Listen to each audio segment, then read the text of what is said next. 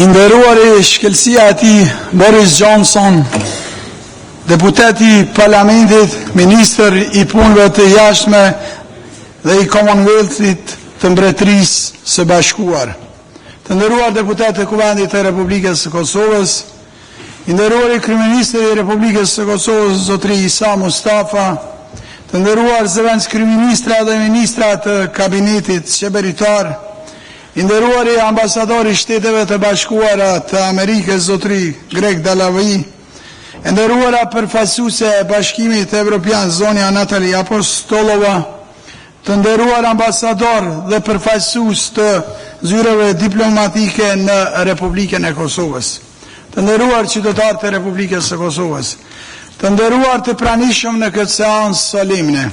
E hapi seancën e Kuvendit të Republikës së Kosovës të thirrur në rastin e vizitës së ministrit të jashtëm të Mbretërisë së Bashkuar shkelësisë së tij Boris Johnson me rendite. Adresimi I shkelësisë së tij zotri Boris Johnson, deputet I parlamentit, ministri I punëve të jashtme dhe I Commonwealthit të Mbretërisë së Bashkuar. Sot Kuvendi I Kosovës është mbledhur në këtë seancë të veçantë për nder të sekretarit të Shtetit për Punë të Jashtme të Britanisë së Madhe, zotri Boris Johnson. I nderuari zotri sekretar Johnson, mirë se keni ardhur në Kuvendin e Republikës së Kosovës. Vizita juaj në Kosovë shprehje e marrëdhënieve shumë të mira që janë ndërtuar në mes dy vendeve tona. Është shprehje e përkushtimit të vazhdueshëm të Britanisë së Madhe për të ndihmuar Republikën e Kosovës. Britania e Madhe ka qenë gjithmonë pranë Kosovës. Emri I saj është I lidhur në mënyrë të pandashme me historinë e lirisë dhe pavarësisë sonë. Populli I Kosovës, ne përfaqësuesit e tij, do t'ju jemi gjithmonë mirënjohës shtetit tuaj. I nderuari sekretar Johnson, ne sot në Kosovë jemi duke ndërtuar një shtet dhe shoqëri të frymëzuar nga vlerat themelore të shtetit dhe popullit britanik. Demokracia liberale, ekonomia e lirë të rregut, shoqëria e hapur, sundimi I ligjit, liritë dhe të drejtat e njeriut. Të përkushtuar në këto vlera, ne jemi të vendosur të thellojmë miqësinë dhe bashkëpunimin me shtetin tuaj. Vizita juaj e sotme në Kosovë, mesazhet e juaja, projekti që do të lansoni ju sot janë fuqisim, domethënësi I këtij bashkëpunimi. Duke ju falenderuar edhe një herë për prezencën tuaj në Kuvendin e Republikës Kosovës, shkelësia juaj ju ftoj që të merrni fjalën.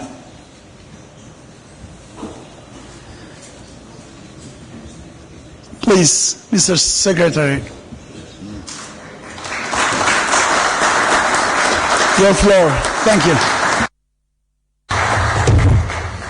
Well, Mr. Speaker, thank you very much for the honour and honourable members of the Kosovo Assembly. It's a great honour that you have done me in inviting me to address you this morning, and it's an astonishing experience for me to be here in Pristina in a free, independent assembly in Europe's youngest democracy, because 17 years ago I was here in Pristina. In fact, that was the last time, I'm afraid to say, my friends, that I was here. And I saw a very different city in those days. And I was there when the British Army, the Guards, came up the Kachanik Pass. I saw them come in, and I remember seeing the joy on the faces of the Kosovar villagers, and how they threw roses in the path of the British armoured vehicles. So actually, they threw quite large bunches of roses sometimes. I was a bit worried they were going to hit the tanks or hit the soldiers, but they were overwhelmed with joy. And I remember seeing the burning mosques and the villages that were torched, sometimes razed almost to the ground by the retreating forces. And I also remember the expressions of blank shock on the faces of the refugees who were going in great columns of tractors and carts away from their ancestral farms, in many cases never to return.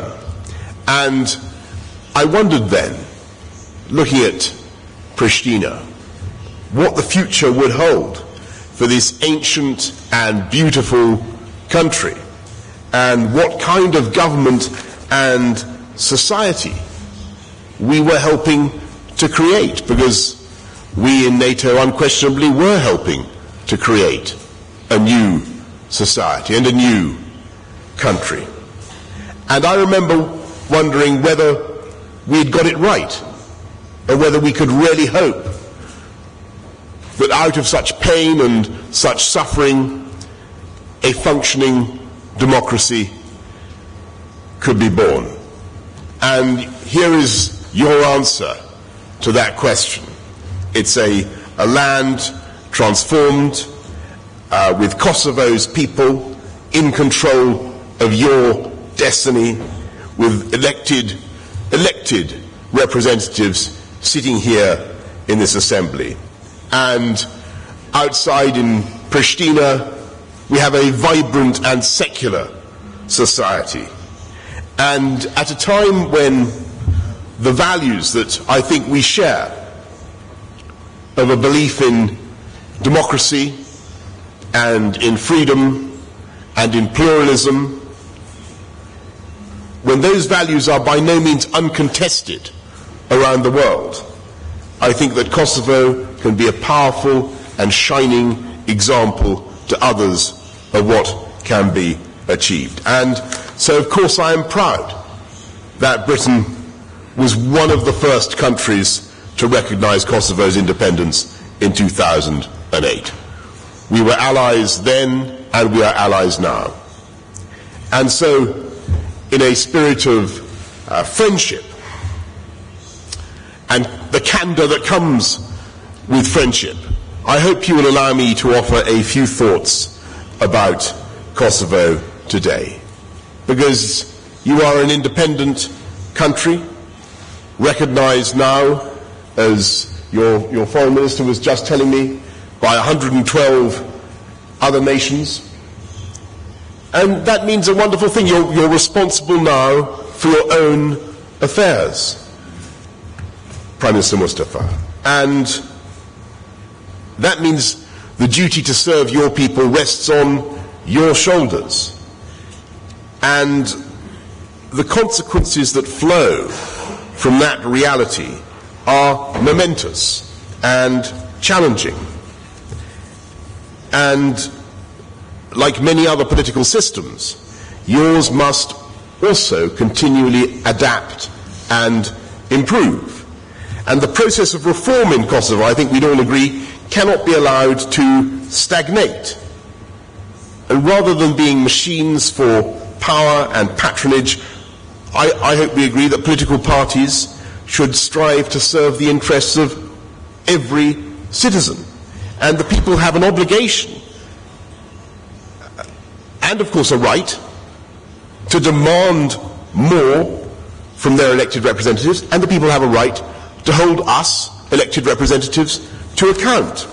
And I know that you're like me in that you talk to your voters about their worries.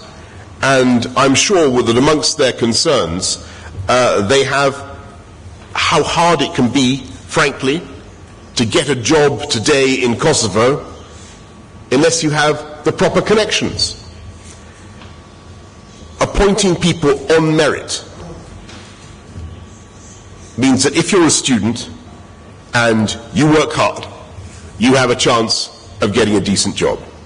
And you won't be pushed aside, you won't be elbowed aside by some lazy candidate who hasn't studied at all and who is lucky enough to have better connections than you.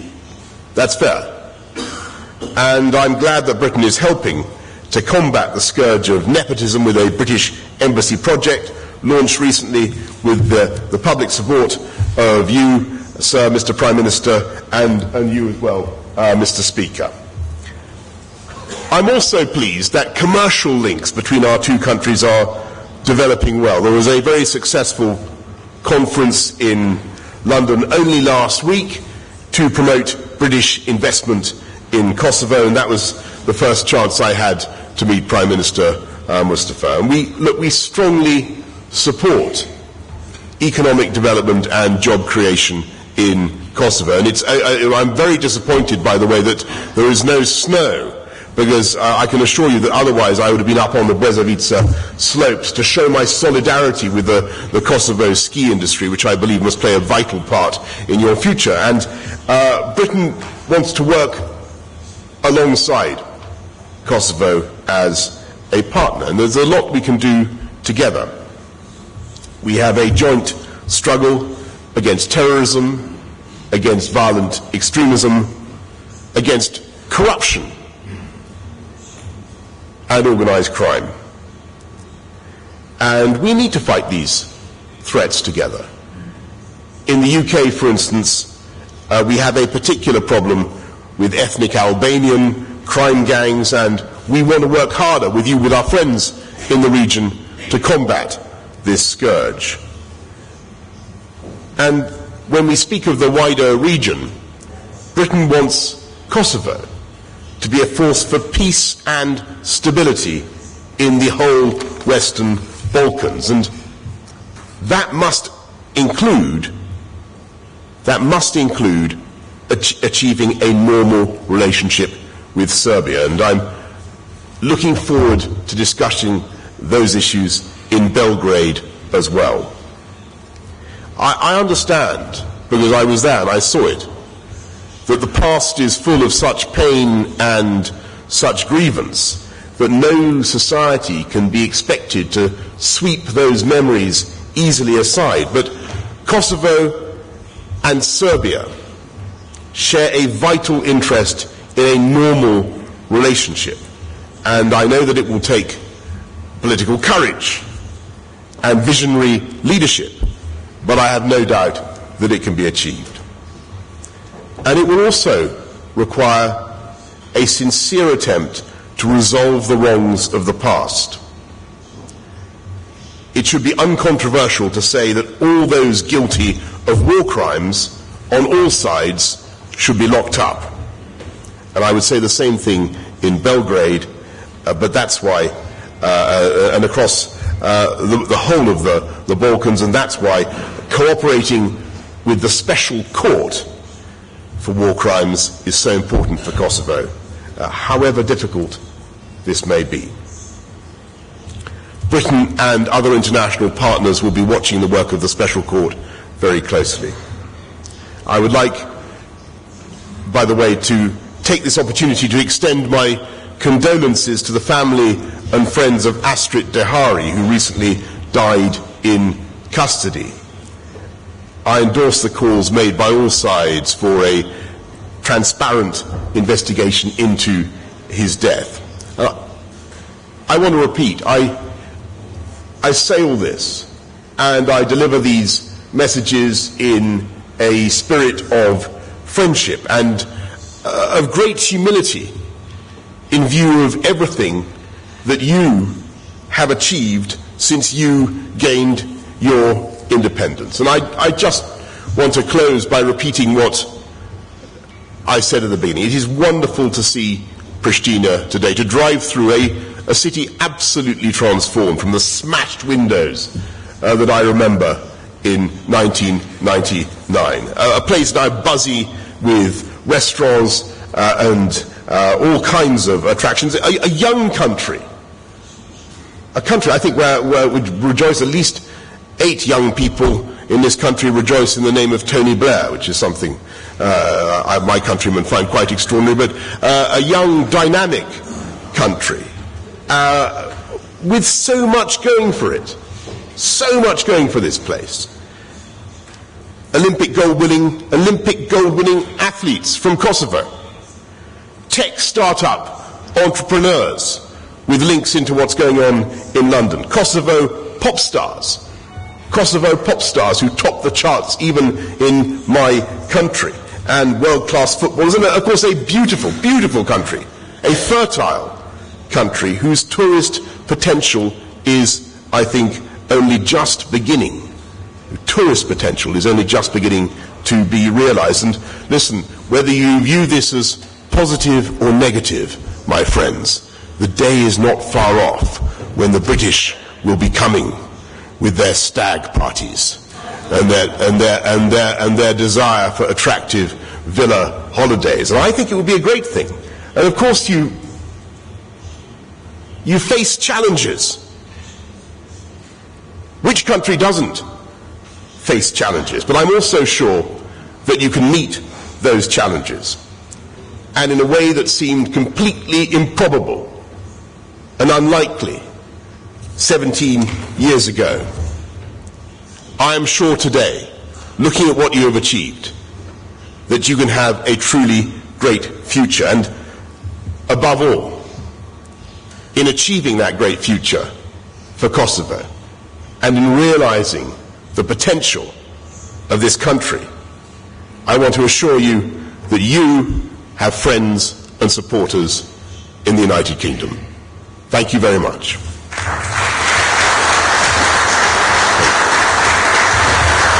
Thank you. Thank you.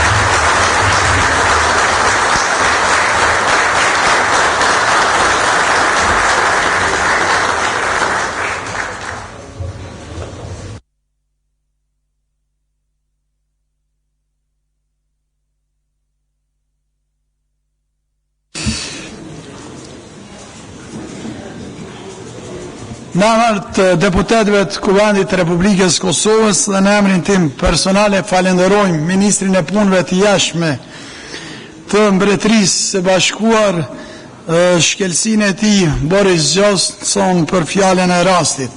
Të nderuar kolegë deputet, me kaq përfundojmë seancën tonë solemne. Faleminderit shumë, mirupafshim.